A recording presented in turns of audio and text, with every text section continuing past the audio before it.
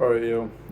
Today I'm going to be doing a list of 10 things that I'm grateful for. I'm doing this because I saw a video recently, and it was this guy talking about how he had been going through a lot in his life, and he started this new habit of writing down 10 things that he's grateful for, and like really taking some time to do it, not just like surface level, like daily stuff, but kind of doing like a mix of things that like are just like little things you don't notice, and then like something big or a couple of things that are like a little bit bigger, to kind of like really dig inside yourself and stuff.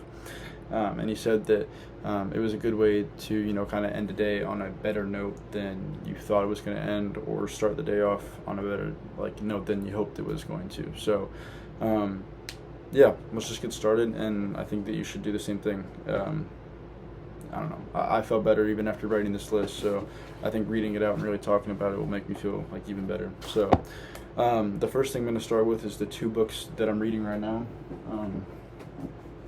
So, first one is The Shining by Stephen King, and this one has been great so far. I was actually really curious because a lot of people had been telling me that the movie was really good and it was like a classic. But I've always been a kind of like a book before movie kind of guy, if I can be.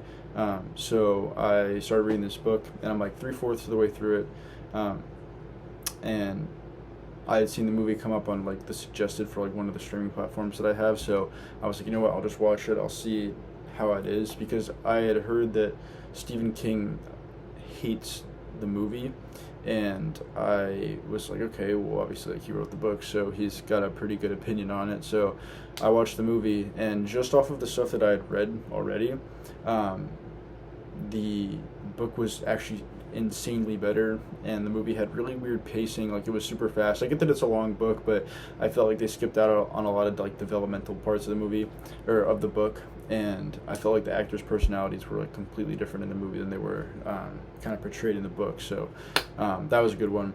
And then also House of Leaves by Mark Danielewski. I think I'm saying that right, but this book is the craziest thing that I've ever read, and I'm not even going to try to explain it to you because I'm only like a quarter of the way through it, and if I try, I'm pretty sure I would do a horrible job. So look up this on like Reddit or something, or YouTube. There's like these full explanations, but it's the craziest thing I've ever read. They're both horror though. I found the horror has kept me more, interested in reading, because especially with all the time we spend on our phones, I think it's hard for you to like keep a good attention span when it comes to reading. So horror, I found, has kept my interest for the longest, and keeps me coming back. So if you're looking to get into reading again, you should try horror. And then the second thing is just the journal that I wrote my list and everything like that. It's really nice, and it's really nice to write on with a good pen. So I found that that's also kept me really kind of consistent with writing about my days and stuff like that, or just trying to write more, and producing more than I consume. So I found that to be super awesome for that.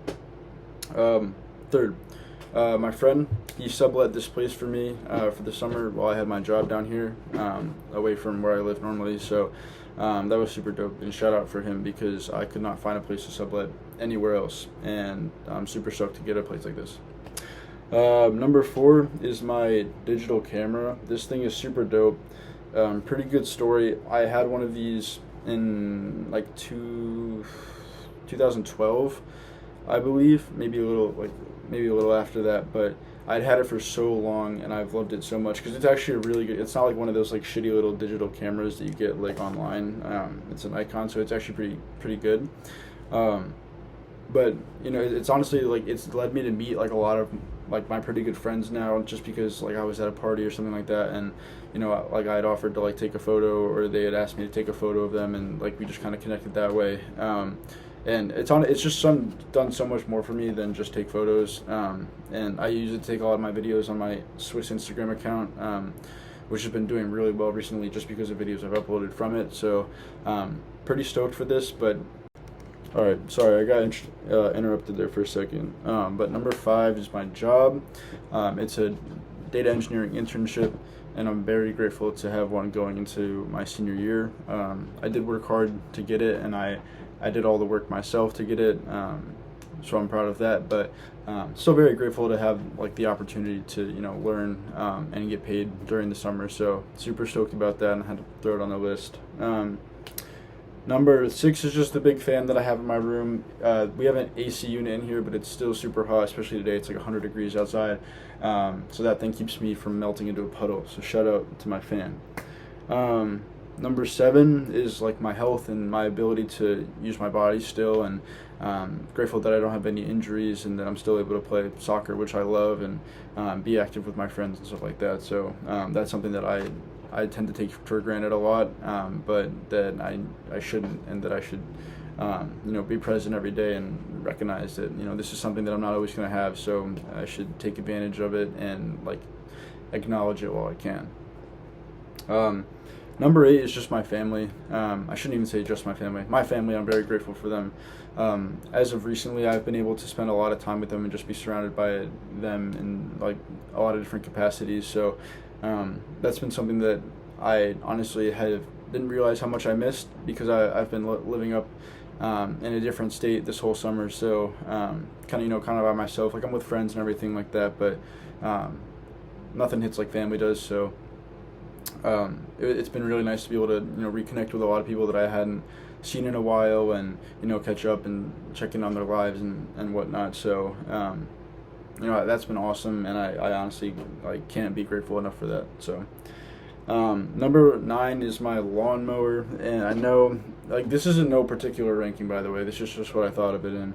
I know that sounds weird, but the area that I'm around is right next to a forest, and we learned the hard way that if we let the grass get too long and then mow it, all this the big wolf spiders and everything like that just sit in the grass all day will get scared of your lawnmower, and they will run into your house. So for the past couple of weeks, I've been waking up or even just coming back home from work tired or trying to get ready for my day, and there will be a spider about the size of my hand just sitting on the bottom of a wall or a door or something like that, somewhere where it's you kind of walk past, you don't see it at first, and then you come back through and you're like, holy shit, I just walked past the biggest spider ever. So at first it did suck, because me and my roommate were just like what do we even do with a spider that big? And we spent 20 minutes at 5 in the morning, because he had gone to go to the bathroom and woke me up, because there was a huge freaking spider, and we were trying to figure out whether it was poisonous or not.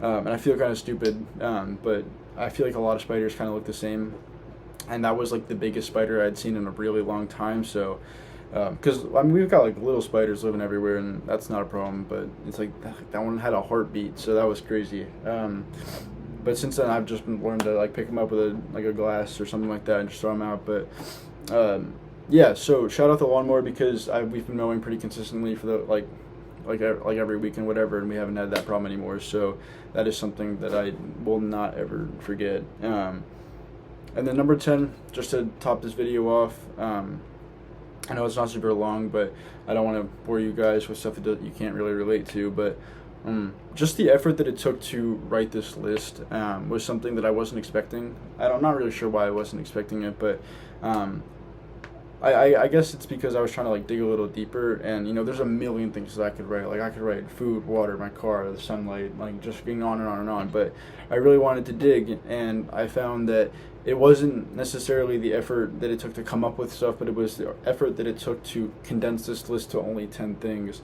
And that's just something that I'm so grateful that I can I'm just overflowing with stuff that I could put on this list, and I hope that you guys are too. So yeah, definitely take 5-10 minutes to write a list every single day, and even if it's just every other day. I know habits are really hard to just start out of nowhere, but if you can take the time to at least give it a shot and see how it goes, and even if you can just start with 5, and then every day try to do a little bit more. But I promise you this is going to do something for you, even if it feels like you've tried so many different things to feel a little bit better than you do right now. I promise you that something so simple as this, and there's a million other little tiny things that are on the same caliber as a list of things you're grateful for that you can try. And I know that it sounds simple, and it sounds easy and it sounds minuscule compared to like how you're feeling right now. But sometimes it just takes that effort to, you know, stack a couple of good things on top of a lot of really bad shit to break it down. So just do your best, and I hope it helps.